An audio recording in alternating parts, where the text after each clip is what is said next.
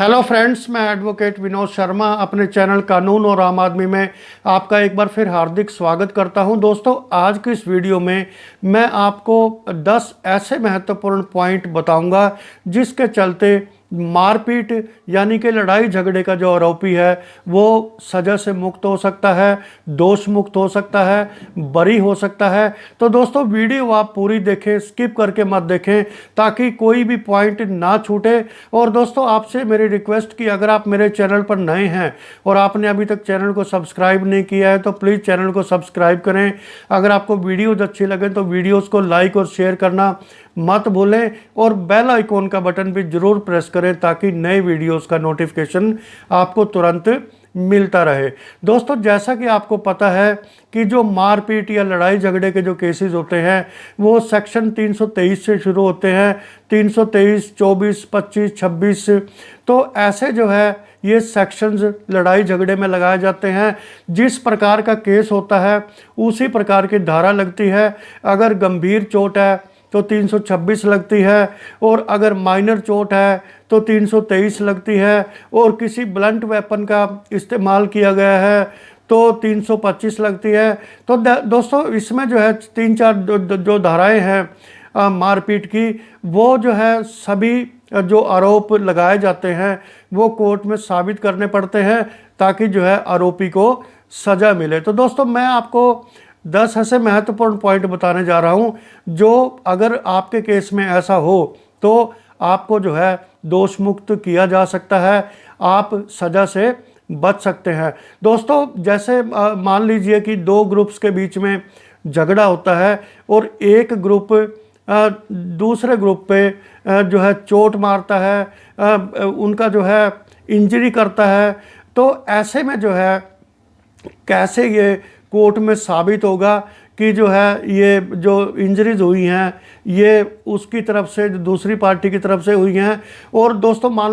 लो 2 families में झगड़ा हो जाता है, 2 परिवारों में, आस पड़ोस में हो जाता है कई बार। तो एक परिवार जो है दूसरे परिवार पर हमला करता है और ऐसे में जो ताकतवर जो होती है पार्टी, वो जो है चोट मार देती है। तो अगर मान लो किसी एक पार्टी को चोट मारी गई है तो वो जो है एफआईआर दर्ज की जाती है। उसके बाद मेडिकल होता है उन चोट का, और जो है उसके बाद कोर्ट में चार्जशीट पेश पुलिस करती है। तो मैं आपको जो है बताऊंगा कि अगर प्रोसिक्यूशन के केस में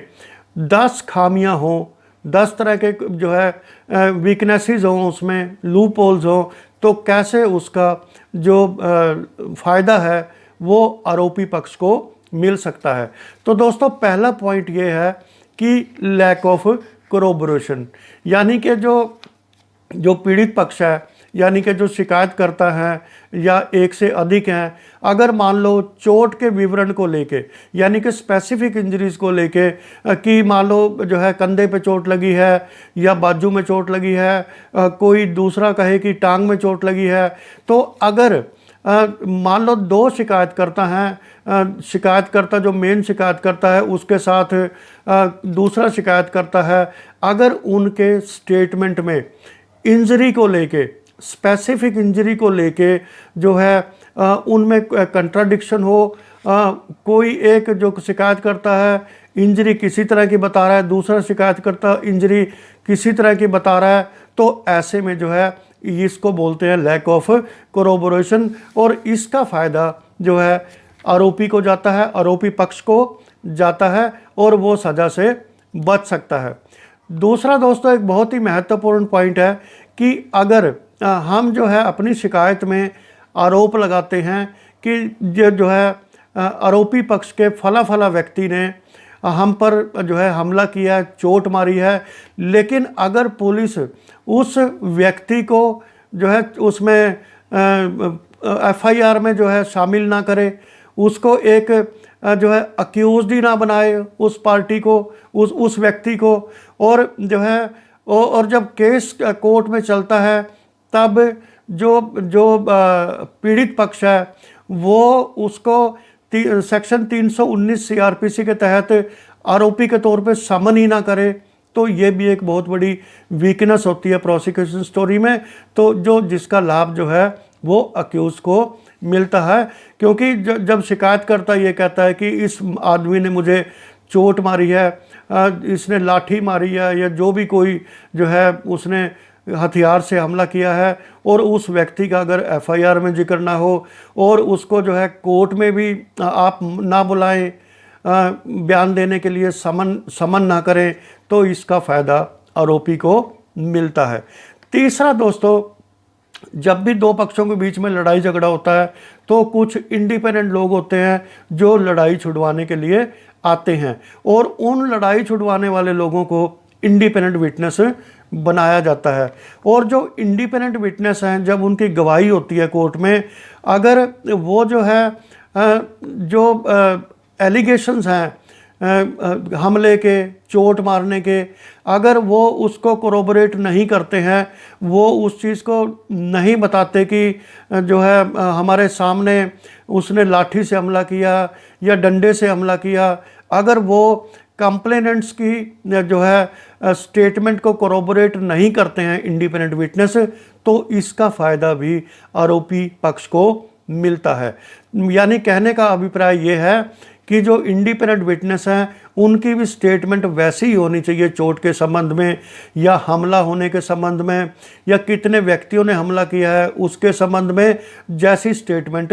कंप्लेनेंट ने अपनी कंप्लेंट में दी है या पुलिस ने अपनी एफआईआर में लिखी है। तो अगर ऐसा नहीं है तो इसका फ़ायदा भी जो है आरोपी को मिलता है।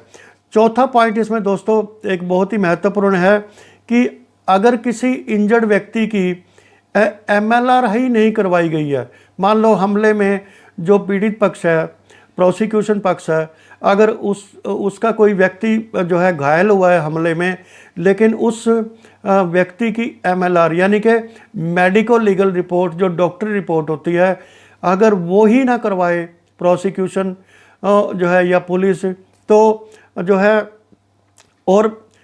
अपने बयान में शिकायतकर्ता ये कहे कि जो है उसने मेरे ऊपर हमला किया है, चोट मारी है और एमएलआर नहीं है, तो इसका फ़ायदा भी अक्यूज़्ड को मिलता है। अक्यूज़ पक्ष इसमें जो है उनके लिए एक बहुत बड़ा ये गेनर होता है अपनी सज़ा से बचने के लिए। एक और बहुत ही महत्वपूर्ण पॉइंट जो मैं आपको पांचवां पॉइंट इस बार मैं बता रहा हूँ कि डिले इन लॉजिंग एफआईआर। मान लो आज झगड़ा हुआ है और आप एफआईआर 2 महीने के बाद करवा रहे हो या 1 महीने के बाद करवा रहे हो, तो इसमें जो है एक सस्पिशन क्रिएट होता है, डाउट क्रिएट होता है कि बिना किसी कोजेंट कन्विंसिंग और बिना किसी जो है रीज़नेबल कारण के अगर आप जो है एक्सप्लेन नहीं कर पाते कि मैंने एफआईआर देर से क्यों करवाई है, तो ये भी एक डाउट क्रिएट करता है प्रोसिक्यूशन की स्टोरी में कि जो है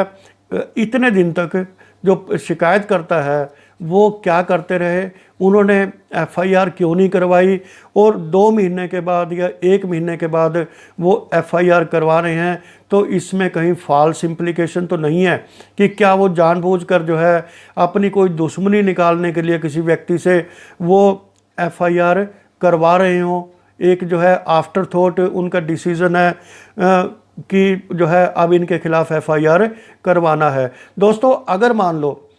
इसमें शिकायतकर्ता ये कहे कि भाई एफआईआर देरी से इसलिए करवाई गई क्योंकि जो है समझौते के प्रयास चल रहे थे और जो है पंचायतें हुई कई सारी, लेकिन समझौता नहीं हो सका। लेकिन अगर जो पंचायत अगर हुई है तो कोई पंचायत मेंबर या जो पंचायत में शामिल सरपंच पंच, तो उसको जो है एक विटनेस बनाना ज़रूरी है ताकि वो आपकी स्टोरी को कोरोबोरेट करे, वो बताए कि हाँ पंचायतें हुई थी लेकिन जो है इन दोनों पक्षों के बीच में कोई समझौता नहीं हो सका। और अगर वो कोई पंचायत मेंबर को आरोप जो है पंचायत मेंबर को केस में विटनेस नहीं बनाया जाता, तो प्रोसिक्यूशन की स्टोरी यानी कि कंप्लेनेंट की स्टेटमेंट पे बिलीव नहीं किया जा सकता कि जो है उन्होंने जानबूझकर एफआईआर क्यों करवाई और उसी टाइम जो है उन्होंने एफआईआर क्यों नहीं करवाई। तो इसका बहुत बड़ा एक फ़ायदा जो है वो आरोपी को मिलता है, क्योंकि एक जो है एक गैप आ जाता है घटना के बीच में और एफआईआर दर्ज करने के बीच में बहुत बड़ा गैप आ जाता है, जिससे बहुत सारा सस्पेशन क्रिएट होता है कि भाई इतने टाइम तक एफआईआर नहीं हुई। और ख़ास तौर पे ऐसे समय में जब जो शिकायतकर्ता पक्ष है, ना तो वो हॉस्पिटलाइज रहा हो या ना उसको कोई बहुत बड़ी इंजरी आई हो कि जो है वो बिस्तर पर था, तो अगर ऐसा है, ऐसा नहीं है, हॉस्पिटलाइजेशन नहीं है या कोई बड़ी इंजरी नहीं है, तो ये इसका फ़ायदा भी जो है आरोपी को मिलता है, आरोपी पक्ष को मिलता है और वो जो है सज़ा से बरी हो सकते हैं। और छठा इसमें महत्वपूर्ण पॉइंट दोस्तों ये है कि जो थ्योरी ऑफ फॉल्स इम्प्लीकेशन, कि अगर एफआईआर करवाने में देरी है और किसी की एमएलआर नहीं कटी है या कोई जिस पर आरोप लगाया कि इसने हमला किया है उसको आरोपी ही नहीं बनाया, तो अगर ये चीज़ें हैं तो एक आती है थ्योरी ऑफ फॉल्स इम्प्लीकेशन, कि मान लो आपकी किसी से दुश्मनी है और आपने उसके फंसाने के मात्र से मकसद से कि जो है अपनी दुश्मनी निकालने के मकसद से आपने उस पर झूठी पुलिस रिपोर्ट दर्ज करा दी और प्रोसिक्यूशन ने जो है कोर्ट में चालान पेश कर दिया, तो ऐसा भी जो है ऐसी संभावनाओं से इनकार नहीं किया जा सकता कि अगर जो है एफआईआर करवाने में देरी होती है तो कोर्ट को कहीं ना कहीं ये लगता है कि ये जो डिले है ये इंटेंशनल है और ये फॉल्स इम्प्लीकेशन की तरफ इंडिकेट कर सकता है, जिसका फ़ायदा अक्यूज्ड को मिलता है और वो मामले में बरी हो सकता है। इसके साथ दोस्तों कि जो है इसमें सातवां पॉइंट है कि failure of prosecution to establish guilt of accused beyond shadow of reasonable doubt. जैसे मैंने पहले सारे लूपहोल्स आपको बताए कि जो है प्रोसिक्यूशन अपनी जो एविडेंस देने में नाकामयाब रहे और अपना केस जो उन्होंने कोर्ट में पेश किया है उसको प्रूव करने में नाकामयाब रहे, उनके जो है गवाहों के कंट्राडिक्शन है, उनका जो है एफआईआर लॉज करने में डिले है, या उनकी जो है मेडिको लीगल रिपोर्ट नहीं बनी है, या जिस पर हमले का आरोप लगाया है वो उसको अक्यूज नहीं बनाया गया, तो ये सारी चीज़ें जो है बहुत माइन्यूटली काउंट करती हैं कोर्ट में और ये इंडिकेट करता है कि जो प्रोसिक्यूशन है वो बिना किसी रीजनेबल डाउट के जो है अपना केस प्रूव करने में सफल नहीं रहे हैं, क्योंकि ये क्रिमिनोलॉजी की एक थ्योरी है कि जो है अगर कहीं भी कोई शक की गुंजाइश है तो उसके लिए अक्यूज़ को सज़ा नहीं मिल सकती। अगर कहीं जो है थोड़ा सा भी सस्पिशन है, रीजनेबल डाउट है, तो उसका फ़ायदा अक्यूज़ को मिलता है। दोस्तों इसके बाद बात आती है बेनिफिट ऑफ डाउट, कि अगर ये सब चीज़ें हैं, बहुत सारे लूप होल्स हैं उसमें जो है प्रोसिक्यूशन की स्टोरी में, प्रोसिक्यूशन के केस प्रूव नहीं हुआ कोर्ट में, तो उससे जो है बेनिफिट ऑफ डाउट मिलता है। ये लॉ की एक बहुत ही स्ट्रॉन्ग थ्योरी है कि जहाँ भी कोई डाउट है, थोड़ा सा भी डाउट है, मान लो रीजनेबल डाउट है, तो उसके लिए जो है जो आरोपी है उसको सज़ा नहीं दी जा सकती, उसको आरोप मुक्त करना पड़ेगा। इसलिए अगर आरोपी को सज़ा दिलवानी होती है तो बिना किसी डाउट के फुल प्रूफ केस कोर्ट में साबित करना पड़ता है, तभी जाके जो है सज़ा मिलती है। और दोस्तों इसमें 9वां पॉइंट है, मैं आपको बताऊं, फिर होता है एक्विटल, यानी कि बेनिफिट ऑफ डाउट के बेस पे जो आरोपी है या आरोपी हैं वो कई सारे हैं मान लीजिए, तो उनका एक्विटल हो जाता है और ये जजमेंट में लिखा जाता है कि accused are held not guilty, मतलब अक्यूज को गिल्टी होल्ड नहीं किया जा सकता for commission of offence under section, मान लो लड़ाई झगड़े का केस है 323, या क्रिमिनल इंटिमिडेशन साथ में लगती है उसमें 506, अगर कई लोगों ने मिलकर हमला किया है तो उसमें सेक्शन 34 लगती है आईपीसी की, यानी कि कॉमन इंटेंशन होती है वो, तो फिर जो है 9वां पॉइंट है कि आरोपी का एक्विटल हो जाता है। और दोस्तों एंड में 10 नंबर पे है कि जो जब आरोपी का एक्विटल हो जाता है, बेनिफिट ऑफ डाउट उसको मिल जाता है, फिर बात आती है कि बेल बॉन्ड्स आर डिस्चार्ज। जो उन्होंने जमानतें ली होती हैं केस के शुरू में, अपना श्योरिटी बॉन्ड भरा होता है और जो है किसी की गवाही डलवाई होती है, अपनी ज़मानत के लिए श्योरिटी रखी होती है, फिर उनके जो बेल बॉन्ड्स हैं उनको डिस्चार्ज कर दिया जाता है। और ऑर्डर में नीचे लिखा होता है कि केस प्रॉपर्टी इफ एनी, यानी कि इस केस की कोई भी प्रॉपर्टी, केस प्रॉपर्टी है, मान लो डंडा है, लाठी है, या और कोई जो है जो प्रयोग की गई चीज़ें हैं हमले में, वो सभी जो है डिस्पोज ऑफ कर दी जाती हैं एज़ पर द लॉ, यानी कि कानून के मुताबिक उनको जो है सभी चीज़ों को डिस्पोज ऑफ कर दिया जाता है। तो दोस्तों ये मैंने आपको जो है 323 मान लो लगी है, 324 लगी है, 325 लगी है, और साथ में 506 लगी है, 34 लगी है। तो उसमें जो है ये मैंने आपको बताए 10 पॉइंट कि आरोपी को कब सज़ा से बचाया जा सकता है, कब वो सज़ा से अपने आप को आरोप मुक्त कर सकता है या सज़ा मुक्त हो सकता है। ये दोस्तों बहुत ही महत्वपूर्ण पॉइंट्स हैं, और अगर आपका भी कोई लड़ाई झगड़े का इस तरह का केस है तो आप भी जो है इन पॉइंट्स का फ़ायदा उठा सकते हैं।